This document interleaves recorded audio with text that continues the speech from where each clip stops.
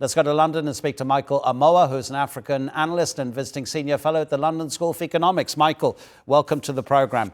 Is it a lazy trope to say that democracy in Africa is weak? Well, I mean, democracy in Africa is strong in some countries and weak in other countries. We've seen some democratic backsliding in the last few years in the forms of coups, unconstitutional changes of governments, but also in other forms of unconstitutional changes of government in the sense that these are instances where the constitutions have been undermined, and that itself can be deemed as unconstitutional in itself. So we have that going across the continent. So like I said, some democracy is strong in some countries like, let's say, Ghana and Nigeria, and it's weak in other countries as well. Yeah, I think it's a very good point that you make about constitutions being changed, leaders holding referendums to try to get more, to scrap term limits, and that happens fairly regularly, it seems. But look, every nation, they say, gets the leaders it deserves. So maybe in Africa, democracy is not necessarily the best way to take care of a nation and move it forward. It wasn't that long ago that Emmanuel Macron said he didn't think that capitalism was necessarily the best way to take care of the majority of people in his country, one of the most developed in the world. Obviously, capitalism and democracy are two different things, but they're kind of intertwined. Maybe democracy isn't the best thing for all African nations. Perhaps the answer to that would be that Western democracy may not be what Africa wants to practice. We don't know. Whatever it is, definitely most of what's happening across the continent isn't Western democracy by the rule book. So perhaps Africa can decide to call its form of democracy and give it another name rather than Western democracy. That's one way of putting it, because the systems in each continent and countries are sort of different everywhere else. And even in the Western world, democracies are different from France, from the United States, even across Europe, things are different. There are parliamentary democracies and there are presidential democracies. So we don't have a one-size-fits-all. And I think that Africa is going through a phase whereby systems of democracy are being challenged by the reality of politics on the ground, interspersed with economic issues.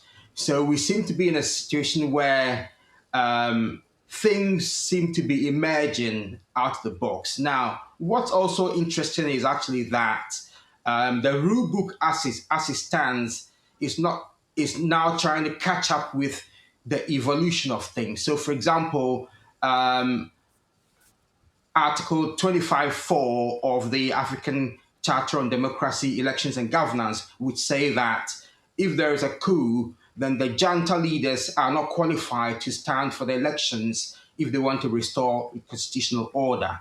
However, we've had instances in Gabon, in Guinea, and also in Chad, where the junta leaders themselves have stood as presidential candidates and have emerged as presidents.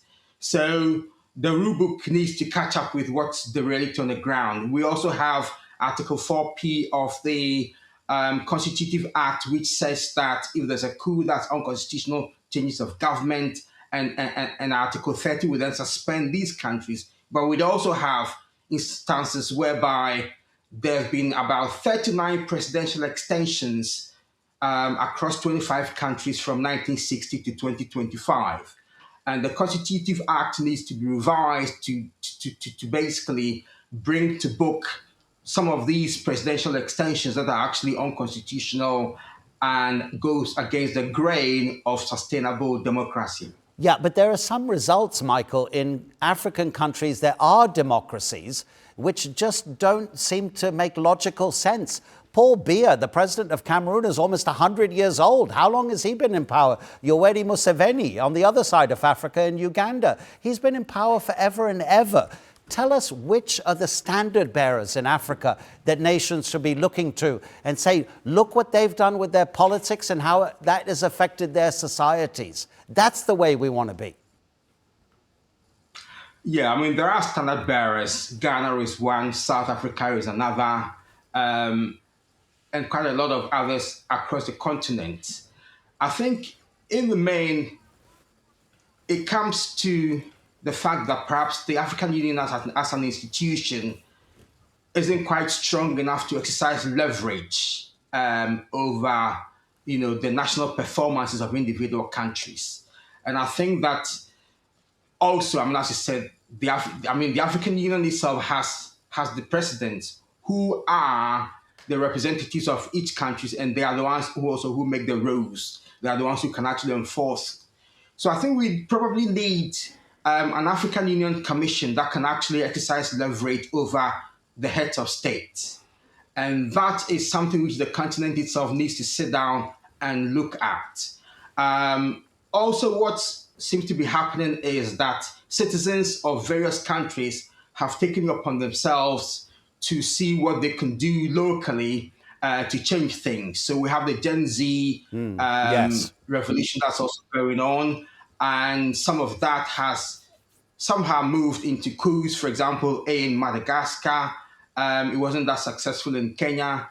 So we're all watching the space to look at, to observe, and thinking seriously about what is now evolving and whether that matches up with the rule book, the Constitutive Act, the African Charter on Democracy, Elections and Governance, and other,